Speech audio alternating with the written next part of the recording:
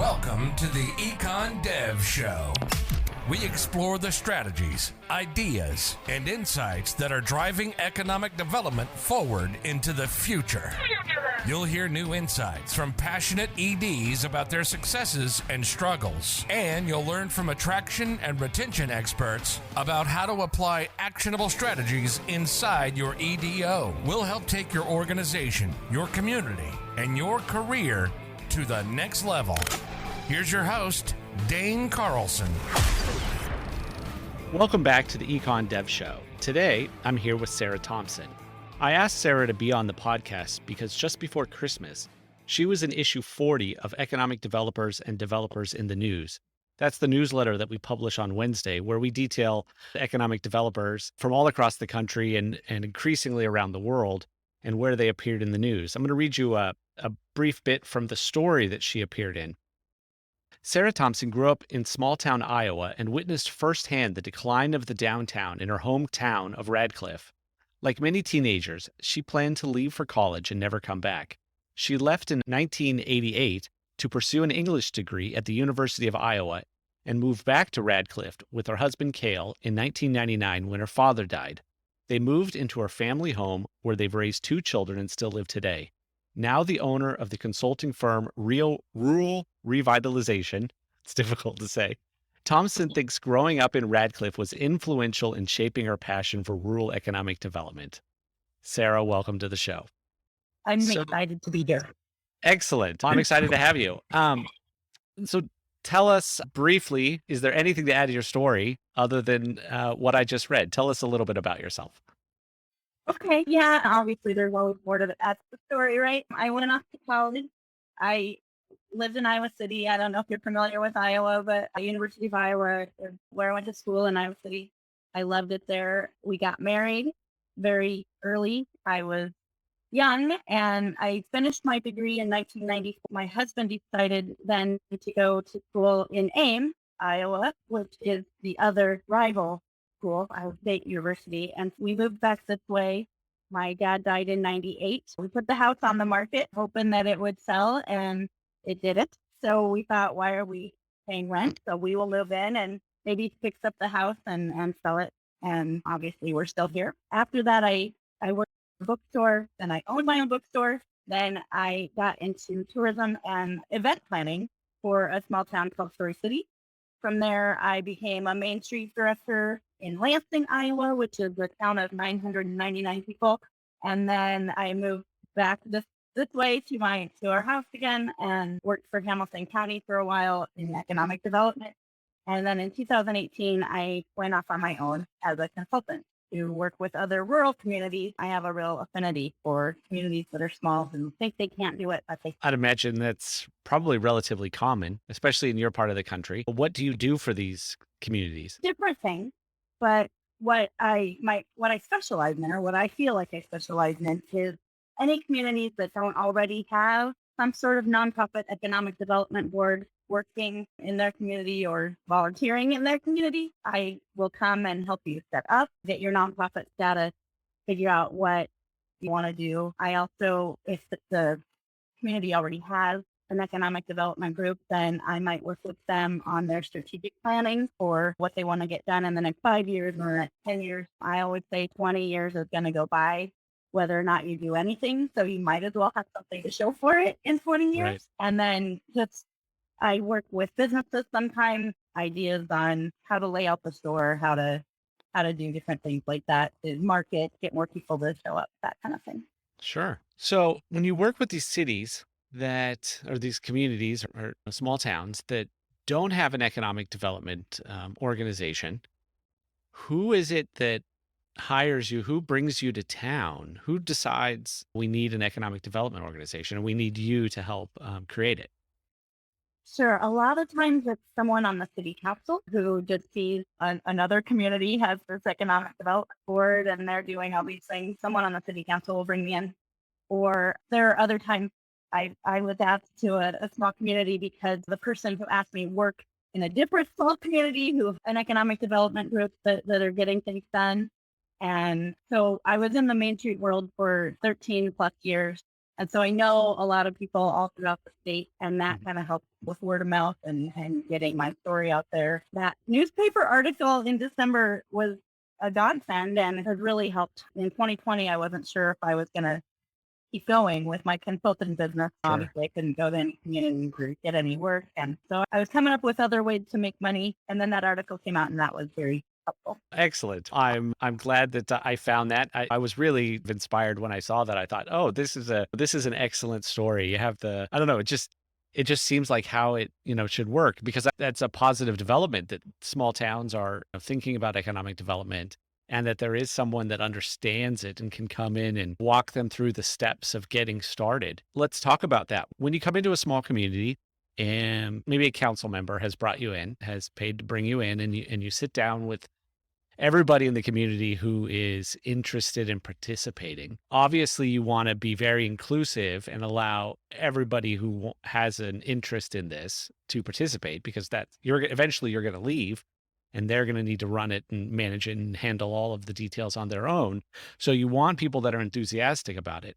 How do you, what are the challenges that you face when doing that? I guess first off. The biggest challenge, I think, is small communities think they can't do anything, that they don't have the resources to get it done, or that's something big cities do. We don't do that here, or that's the biggest challenge, is getting over that hurdle that small communities can be attractive to people who want to start businesses, to entrepreneurs, to the people that can come in and move to your city and make it a little bit bigger or not. I would say that is the biggest challenge.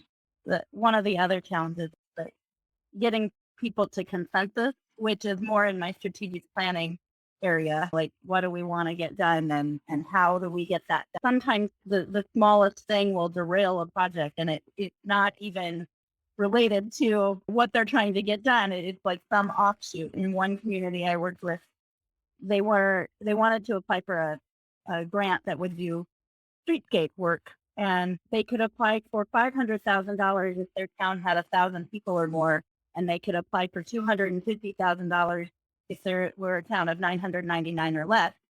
They were 999.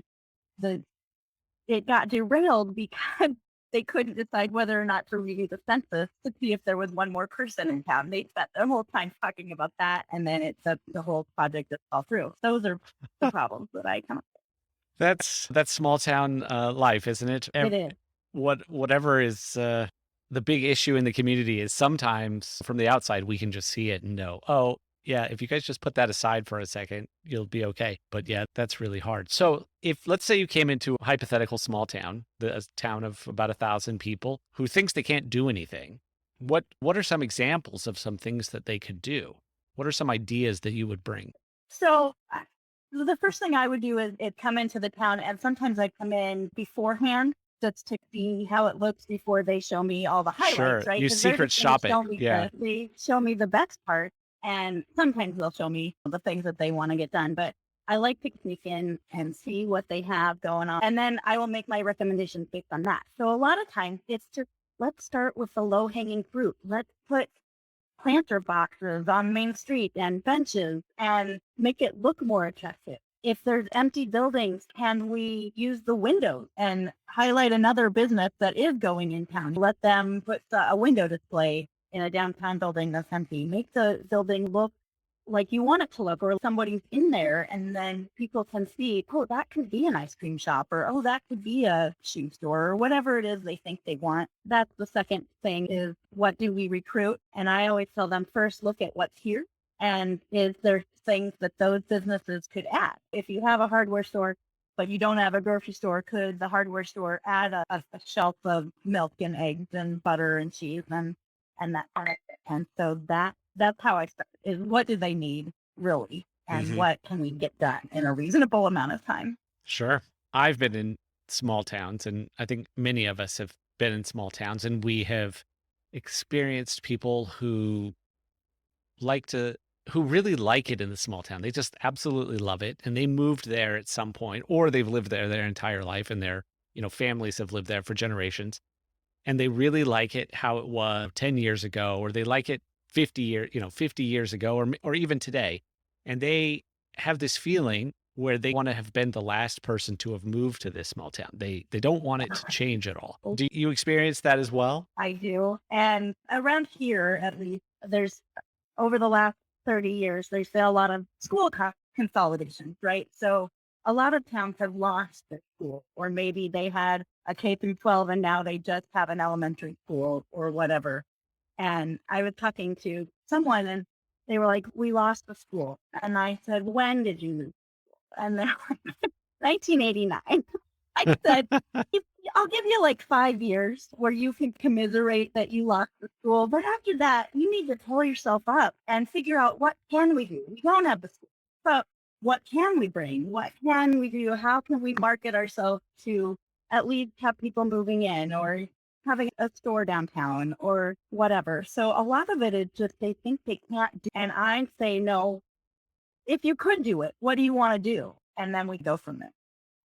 Okay. So have you had some big successes? Do you have anything you can point at and say, I worked with this community and they got X because we worked at it? What are some examples of that? Sure. The last community I worked in, I took a long-term temporary assignment there, and I was their first Main Street director, and it was rural Iowa. It's a town of 1,200 people.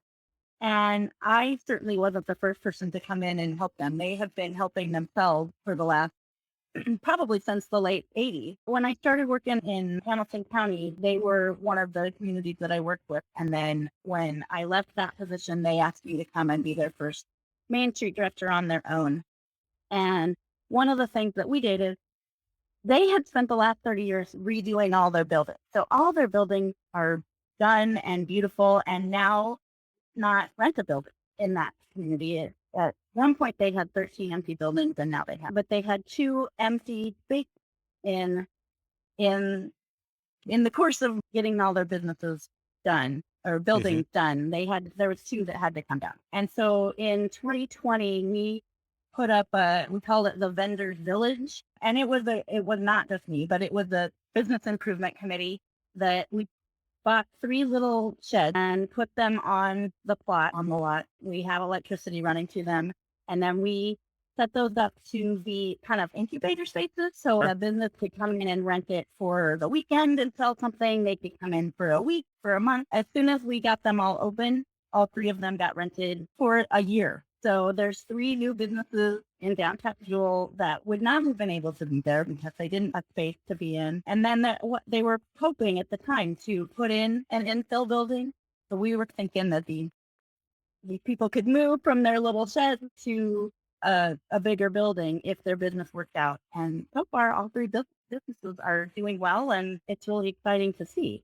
I'd imagine that's probably super inspiring for everyone in the community to see that they did this little thing and got some sheds and put them on a lot, and suddenly they had some more downtown businesses. It was certainly unique. At the same time we were getting that done, they lost their grocery store, and the whole community came together and they did investing, and they reopened the grocery store it's like a community managed grocery store now. Sure. And so they just have a great attitude in Jewel, and I use sometimes as to hold up to say other communities can do this. At this little town with 1,200 people can do it. Anybody can do it. We're coming out of COVID now, hopefully. Maybe this was the last wave. Hopefully things are, going to get back to normal, or get back to some semblance of normal, new version of normal maybe. What, opportunities and new challenges do you see there on the ground in these small communities after having experienced what we experienced?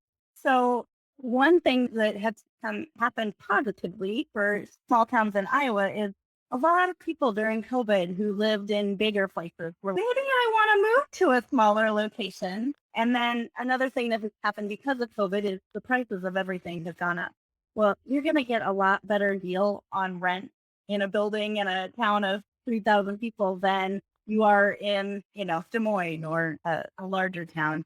Iowa only has 3 cities that are above 100,000 people. Everything else is pretty small. I think there's 600 communities that are under 5,000 people at least in Iowa. And so we have a real opportunity now to say, listen, this is a safe place to live. There's not as many people here. You don't have to worry quite so much because we aren't all living right on top of each other. And then I think there's an appeal too for just slowing down. Now that people have been at home for a year, they might not want the rat race that they had before. And we definitely are a little bit slower than New York City or Kansas City even. And so it's a real opportunity for us. I'm on a committee. The governor of Iowa has created a task force, the Empower Rural Iowa. And then there are 3 different task forces underneath that. And I'm on the investing task force. And one of the things we're looking at is housing and bringing people in. So the governor is putting out commercials, advertisements all over the United States, trying to highlight our business districts and everything that you can get here. It's a little bit cheaper than somewhere else. What is the housing situation like there in Iowa? Every community struggles with housing right now. There are not a lot of developers that want to go into a town of 1,000 people and put up 2 duplexes or a Right. 4-plex store or whatever. So that is a struggle. We're trying to focus in Iowa here on upper story housing and like taking the houses you already have and making them better. There's already infrastructure to those. You don't have to do any sewer line or new lighting if you can fix those. There are a lot of communities and a lot of places that have just one person living in a house. When that happens, it's usually an older woman whose husband has died. Personally, I think what we need to be working on is more retirement housing so that we can move all of those people who are one person living in a house, and then we have those houses ready to go. But yeah, housing is a struggle. It's something that you'd think, oh, there's plenty of empty houses in these small towns, but there aren't anymore. People have been buying up these houses mostly because they're reasonably priced and fairly big. So sure, yeah. From what I've seen on the internet, it looks like the houses there are good sized and, like you said, reasonably inexpensive. How's the internet in rural Iowa? Because I think that's probably the big driver about whether or not most people could just pick up and move. Exactly. Yep. I just gave a talk this morning about being a culture of entrepreneurship, and the first thing to have a culture of entrepreneurship is you have to have high-speed internet. Many small towns in Iowa got grants for high-speed internet. So my little town has 500 people in it. I have fiber internet, and the town next door to me that you can get a gig reasonably priced for your business, and everything is getting bigger and better. And so we recognize that if we do want people to move to Iowa, they might not work here. And so they're going to need internet to have a job. And so it is a big push. That is one of the other task forces under the Empower Rural Iowa to connect. And that's all about. I think that COVID sped up the process of this decoupling from where you work to where you live and allowing people the freedom to be where they want to be. And if rural Iowa is inexpensive and small towns that are pleasant to be in, and it has high-speed internet, realistically, it competes with everywhere else in the country. That's so that my message. it's even that whole field, that whole playing field is now even. And so that's good for you. And that's good for the residents of Iowa. Has it been, I'm not familiar with it very much. Has it been losing population? My assumption is definitely in the rural areas, it's definitely been losing population. As a whole, though, has it been growing? The latest census came out, and I think we were down a little bit. The urban areas are gaining more than the rural areas, and that is just a lack of message. Because really, these small towns have it going on. Some of them are still really need help, and they haven't taken. But many small towns in Iowa have really stepped up in the last 10 years and said, hey, we can be cool. We can, even if we don't want to bring people in, we deserve to have a cool place to live too. For ourselves, yeah. And that is my whole thing. Do it for the people who already live there, not for the people you want to attract. Because they'll deserve it just as much as anybody coming. And yeah, we have been declining. There is a big push in the last year or two to move people back to Iowa. I think in the 70s and 80s, we have really good school. And So a lot of the students were getting job offers in California and New York and when they graduated from college because our school system is so good. And we did lose a lot of people because of that. And so now we're starting to say, hey, come back. I firmly believe that we could have been Silicon Valley in the 80s if we had just kept all our here at Iowa State instead of sending them out. But so Yeah. definitely there are things we can improve on and we can handle more people. I think now it's been 40 years since the 1980 and probably in 30 years since 1990. It's time to go back through those alumni lists at Iowa State and find out where those people are now and send them real estate listings and invitations to come back to their small communities. Because I really think that would be it would be a challenge and it would take a lot of work. But I think that especially now post COVID, everybody's looking to move somewhere else. And we saw this radical just shifting of the population over the last couple of years. California lost 1% of its population during, I think, last year. And I think Texas got them, right? and Texas got them and all kinds of other places. But then you think that we think of places like Detroit. Detroit never lost 1% of its population in a single year. That's more than it ever lost.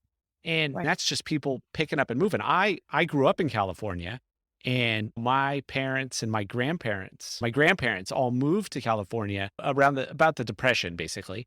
And they moved there because it was such a great place. And my parents remember telling people to move to California when they were young people. When my father was in the Army, it was, let's get people to come to California. It's the greatest place on the planet.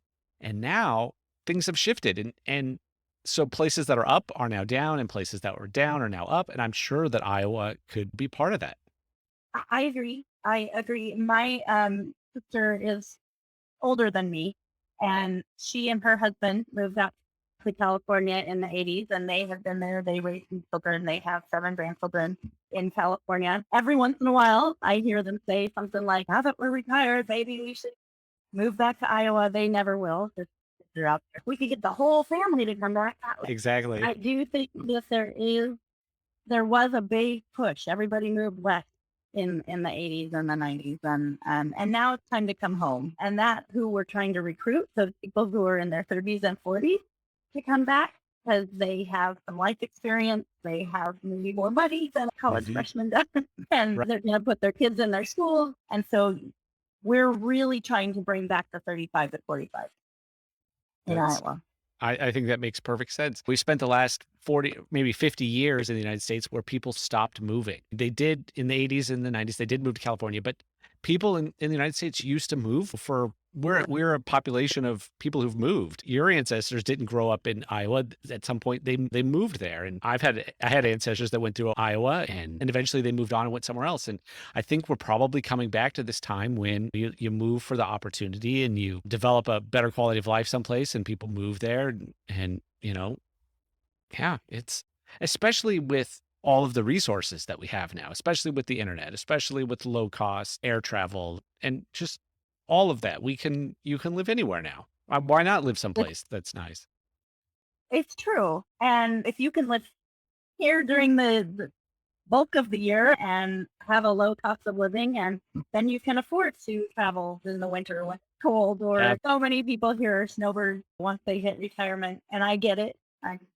I'm gonna reach that point eventually too. But there's so much that Iowa has to offer. You don't think of Iowa as being fun, but you can find something for everyone to do.